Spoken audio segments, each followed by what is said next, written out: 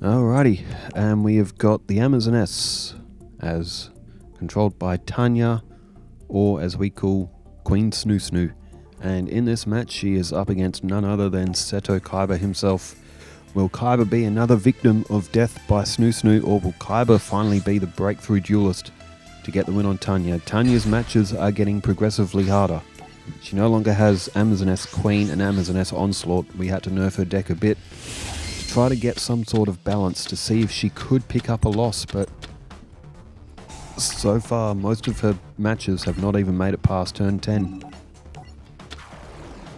And any match that Tanya can get where she draws this card, the Amazoness Princess on her first turn, you know it's going to be a good match for Tanya. And she has pulled an Amazoness Village with the effect of Amazoness Princess.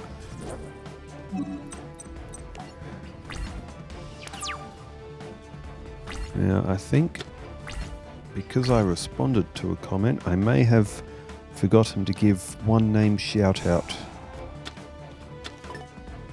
yesterday.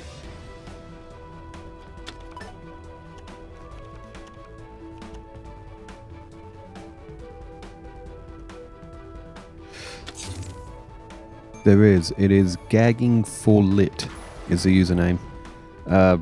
Shout out to you as well for your comments from yesterday. It's because the way YouTube filters comments, if I've responded to someone, it will filter it into a separate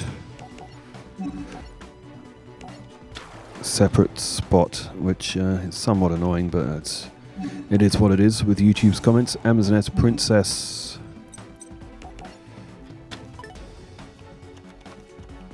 As another one has been called to the field with the effect of Amazoness Village. Kaiba played the Des Ferrolimp.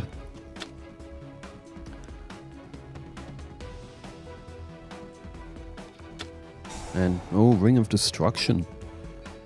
So Kaiba, not wanting Amazoness Princess on the field, missed the activation timing. It is a that's not by player option. The game doesn't really give you an option. It just says you miss the timing. But Amazoness Archers have just been played, and Kaiba has just summoned the Amazoness Tiger, which has hit 1700 with its effects and the Amazoness Village. And there goes Des Ferrolimp. Turn change back to Kaiba. 6 cards in hand. Tanya does have Amazoness Spellcaster, which again is a very strong card. Kaiba has just played Slate Warrior. He played this later in the Battle City season. It's been recently added to his deck on our end, and Amazoness Archers have been activated.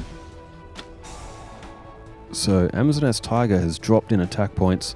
Kaiba would have known that was on the field, but if Kaiba wants to attack, he's going to have to deal with that card eventually anyway. And now Amazoness Paladin has come to the field. It'll be 3700 altogether.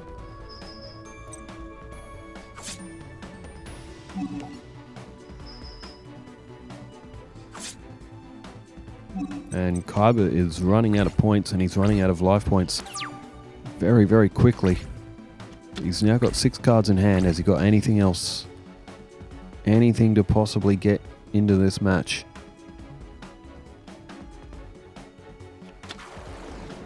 Here we go, Spear Dragon. Again, another one of the later additions that we made to his deck when I was watching through the anime. He used some of these cards very late in the Battle City tournaments, so I thought, well, better late than never. I would like to do a season of all the Battle City duelists. Have the Duelist Kingdom duelists that didn't participate in Battle City. Then have the Seal of Orichalcos and do them as a season, and also include Rebecca and Duke Devlin as well. Probably be I'd like to say I could get it to a 32 player season. And have Darts, Raph, even Vivian Wong, I think her name was. Maybe even have her in it as well. But have basically all the characters pre-Yu-Gi-Oh! GX.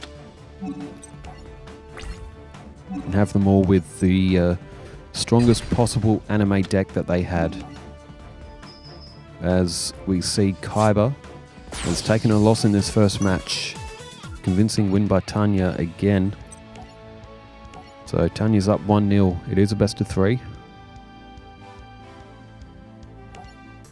And eradicating aerosol. Well, one more week to go until we have Yu-Gi-Oh! Early Days and 14 titles become available for us. And it should be a fun time. Be a very fun time. It'll put my Yu-Gi-Oh! Titles to 17, as I have this. Well, actually technically 18, because I do have Master Duel. I just don't play it very much. But I do have Legacy of the Duelist, as we see here. I also have Forbidden Memories and Duelists of the Roses on PS1 and PS2 respectively, as it's another fantastic hand for Tanya. Amazoness Princess, an Amazoness Village, there's even an Amazoness Call, which will allow her to take an Amazoness card from her deck of her choosing. Amazoness Princess is called to the field.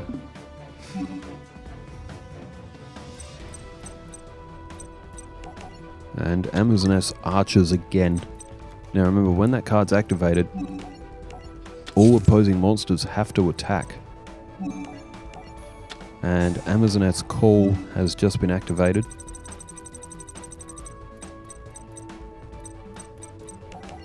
And Amazoness Tiger is being brought to hand.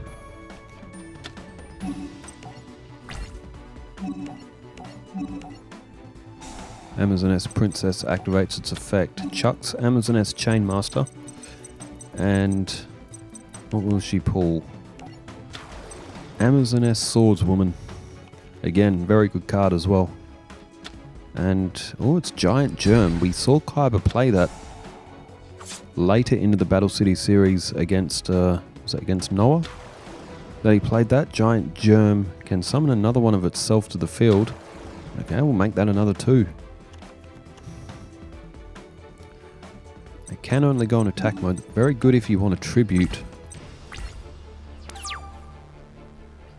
Alright, turn change to Kaiba. He's got his 2 Giant Germs on the field.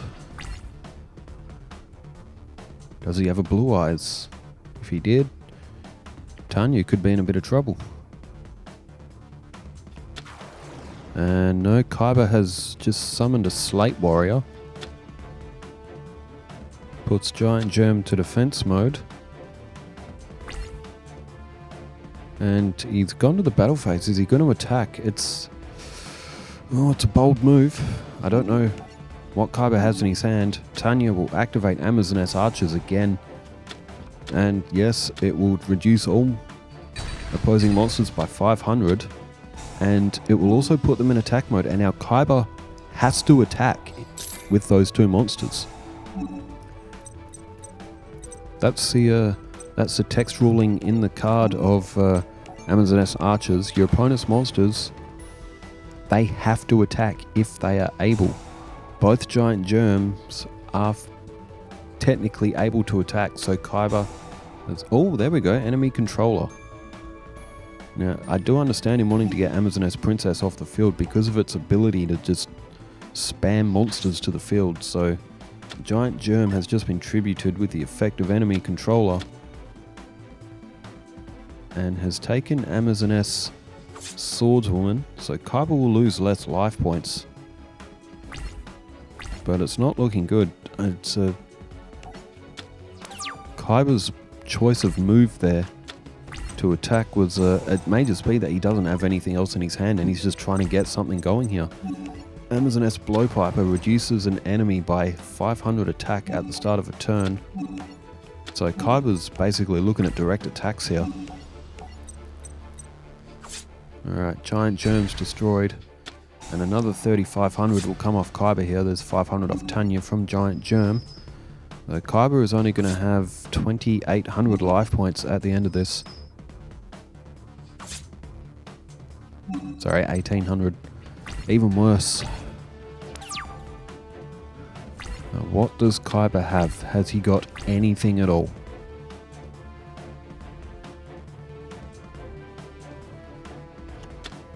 He's got a Monster Reborn. There's not really anything to bring back. Kaiba can only target Amazoness Tiger right now for an attack. As part of Amazoness Tiger's effect, it will draw all attacks to itself. If there are other Amazoness monsters, they are protected. And Kaiba has laid every card down onto the field that he had in his hand. He used Monster Reborn to get Slate Warrior back. There's Virus Cannon. Kaiba throws Slate Warrior. So Tanya will send a spell card from her deck to the graveyard.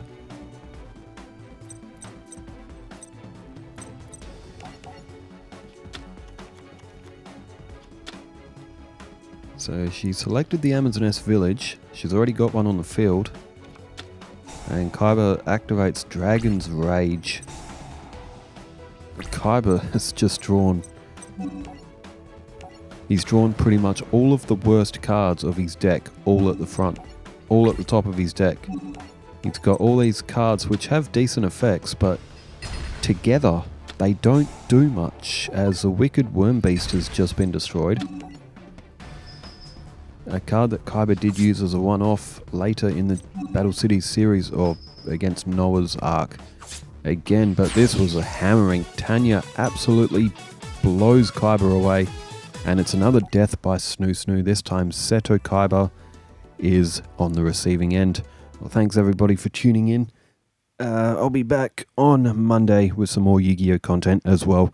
Thanks for tuning in. Wherever you are in the world, stay safe, take care, farewell.